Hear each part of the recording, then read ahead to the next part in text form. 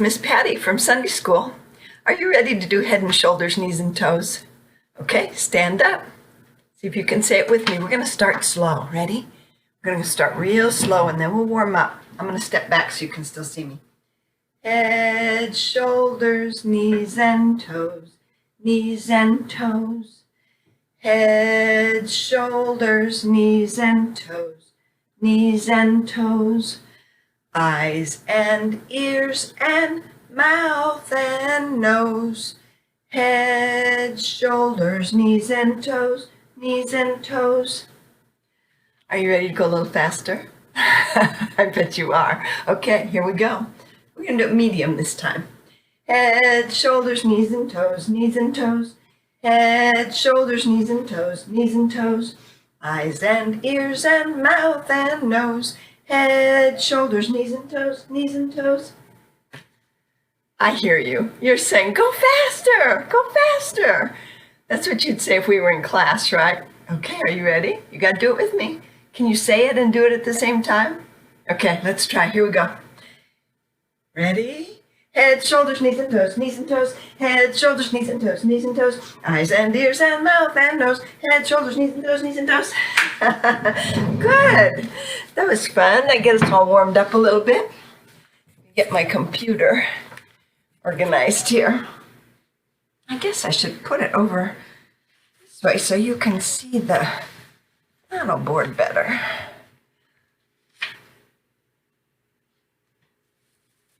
I have to plug in my computer from a long ways away here. Let me fix this cord.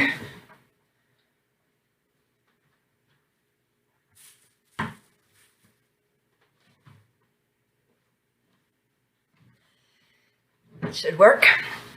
Okay, last time I had a big announcement for you. I said, it's really important. You got to tell your moms and dads about this.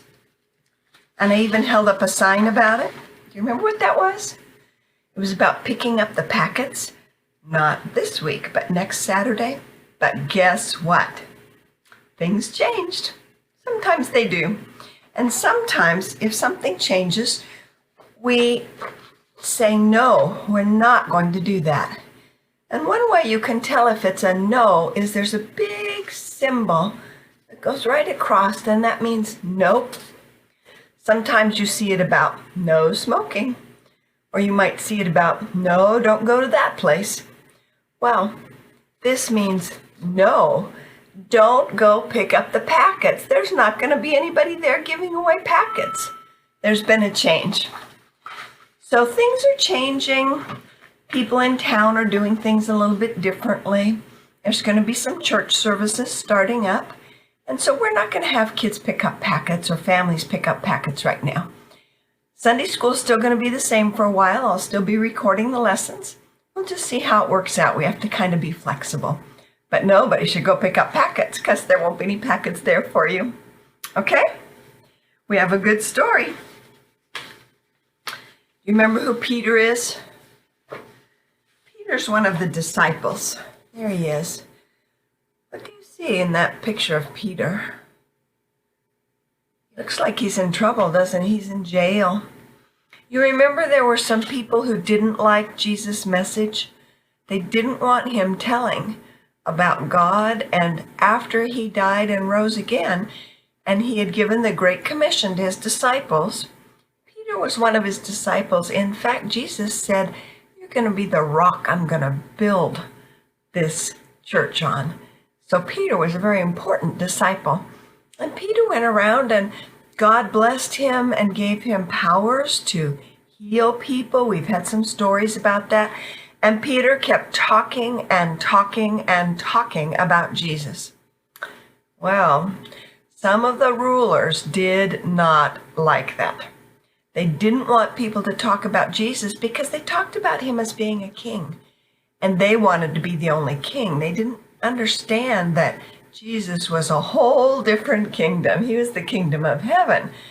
They didn't understand. So they were taking Jesus' people, the ones that were talking. More and more people were listening, and they were seeing the miracles that the disciples were doing. And they were believing more and more and more about Jesus. The king didn't like that. So they arrested Peter. and they put him in jail. And his friends were afraid. They thought, uh-oh, this is really bad. Because once you're in jail, they might even kill you. So his friends were pretty worried about him, but they knew what to do. His friends began praying, "Dear God, please help Peter. Please save Peter. Help Peter get out of jail." They didn't know how that could possibly happen. You can see he's surrounded by guards. But his friends were praying. Well, what do you think happened? Do you know this story? It's a really miraculous one because there was a bright light and an angel came right in to the jail. Peter was sleeping and the angel woke him up, said, "Wake up, Peter." Well, Peter woke up. He was pretty surprised. The jailers were still sleeping, but all the chains on him were off. They just had come off. And the angel said, "Come on, come with me." Well, Peter did. Peter went with the angel, and they walked right out of the city walls. Those walls that were holding in the city and where Peter would have had a hard time escaping. The angel and Peter just walked right out. Once they got outside the city, where Peter was safe, the angel left him at the door of his friend's house, the friends that had been praying for him. And he knocked on the door. Can you do that part? Do it with your tongue and your hand. Do it again. Because Peter was in the middle of the night, I think. So finally, Rhoda heard him, heard the knocking, and she went to the door and she said, "Who is it?" Because they were kind of afraid because people who believed in Jesus were being arrested, right? "Who is it?" Peter said, "It's me, Peter." "What?" She opened the door, but then she ran off to tell the friends, "Peter's here, Peter's here." Well, she just left him at the door. Isn't that funny? The friends came and they were so happy to see Peter. Oh, here's the friends. I'll put them up closer. And they knew that God had answered their prayer. God answers our prayers too, doesn't he? That's pretty special. I have another storybook about prayer. We started reading a little bit of it the other day, last week. And we've read a couple times of it. I want to read you a little bit more about this because it's about prayer. Last time we were talking about God loves you. He always listens when you talk to him, when you pray. And this one is, God also wants you to ask him for the things you want. There's a difference between the things you want and the things you need. The things you need are what you must have in order to live, like a home, clothes to wear, or something to take for yourself when you're sick that will help you get well. The things you want are things you don't have to have in order to live, but you want them anyway, like a bicycle to ride, or a fun game, or a new friend to play ball with. So some things are things that you need, like housing and clothes and medicine. Some things are things you want, like toys and friends.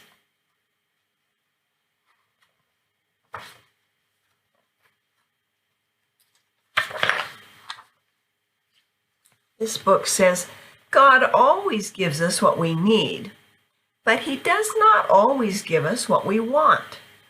That's because God knows what is best for us. He gets to decide if he will give us what he wants or not, what we want or not. And he decides when to give it. We can trust him to do what is the right thing for us because he loves us so much. Here's a little prayer. Thank you, God, for giving me everything I need. Thank you for giving me the things I want that are good for me. Thank you for knowing when is the right time for me to have those things. So the people prayed for help for Peter, and God answered that prayer, and he answered it at just the right time. If he had waited Ooh, could have been too late for Peter, but God knows what to do, doesn't he? Well, our paper today is talking about God is with you wherever you go. And here's some pictures. Some of these are photographs, and then there's a picture of a playground and a drawing of a house. And it wants you to say, where would you find a sink? Would you find the sink in the house? Or would you find the sink in the playground? Yeah, that's easy, isn't it? You would draw a line to get to the house. Where would you find the toaster?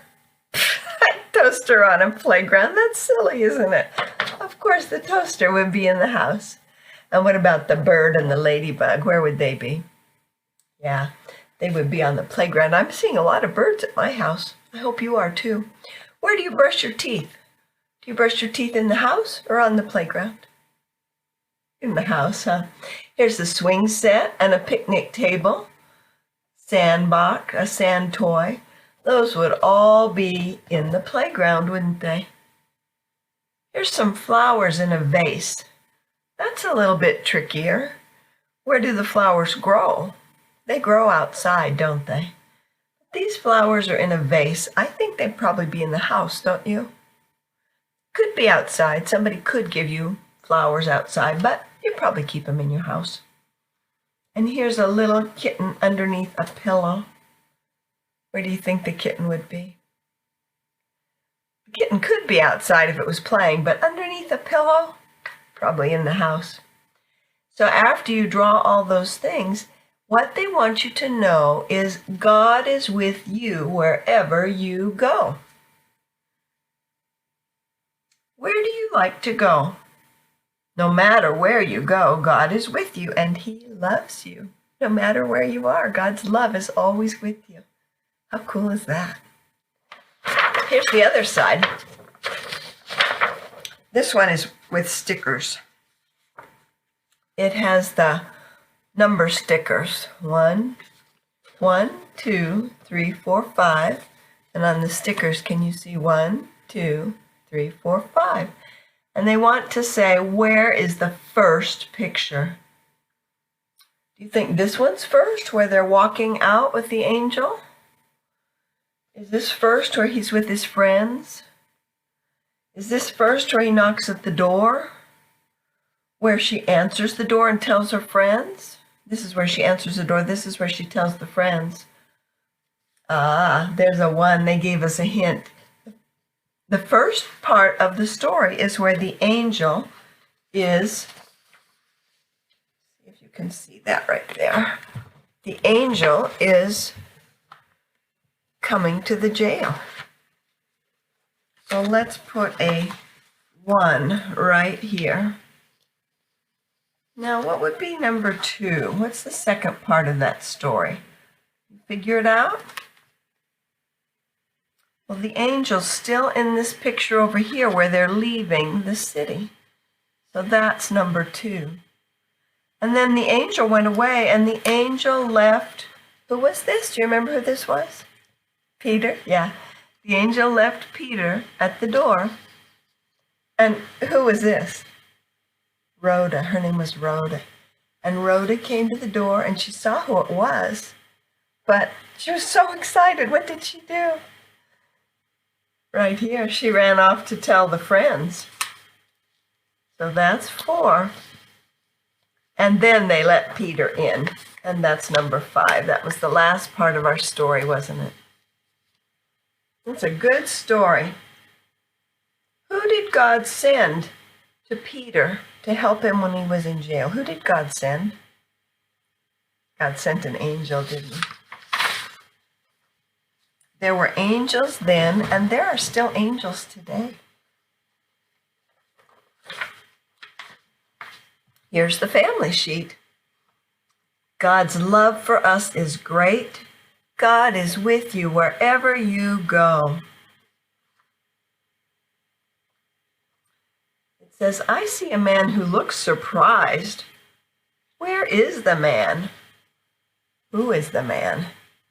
Man is Peter. Why did he look surprised?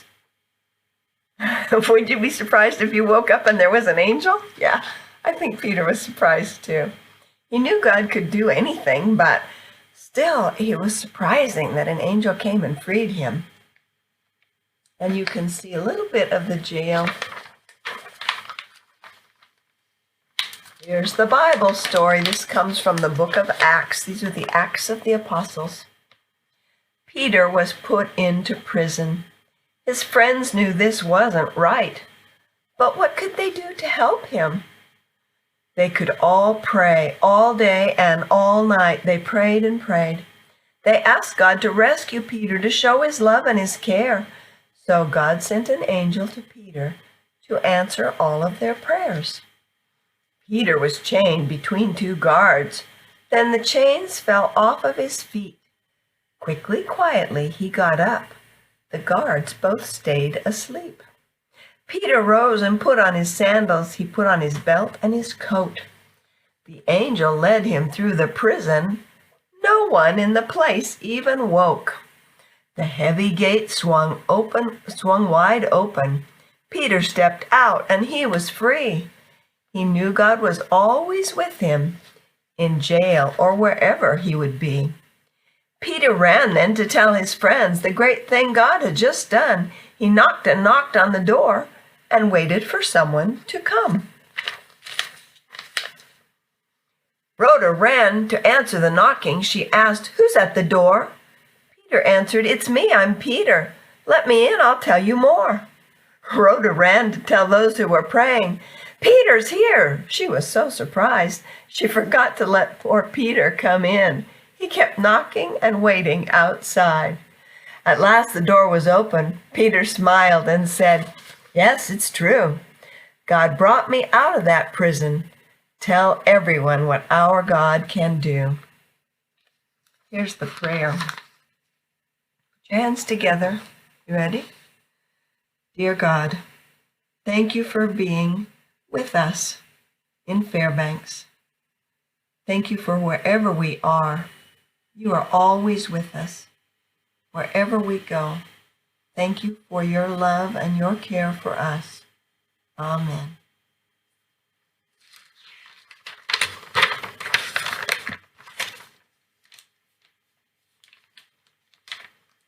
Here's a story.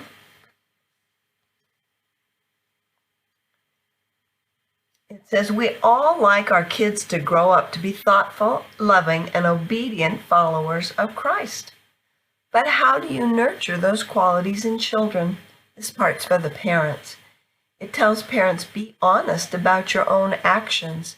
Now, if you're a big brother or a big sister, you can do these things to help your little brothers and sisters, or maybe younger cousins or younger friends, know how to be. Because little kids aren't just watching moms and dads. They're watching big brothers and big sisters too. So be honest. If you make a mistake, say, "I'm sorry, I didn't mean to do that." You need to have a few clear rules and stick with them. So if your mom and dad say, you have a chore to keep your bedroom clean, or you have a chore to clear your dishes at the table when you're done eating, don't argue with them. Follow the rules. Those are the household rules. You know the rules. Just do them. Make it easy. Let's not have any arguing. Let's keep it happy. So that's the paper for parents and for families. It's kind of a short story today. That's why we had the extra story. Now remember this part, and then we're going to do our puppet show. Do not pick up the Sunday school packet. Going to be no picking up the packets. If your mom or dad or somebody says, "Oh, we have to remember to pick up the packet," you say to them, "Uh-oh, no, Miss Patty said they're not doing that. They're not picking up the packet." She showed us a sign that said, "No picking up the packets." Okay, I think you've got that message. Which puppet do you think we've got today?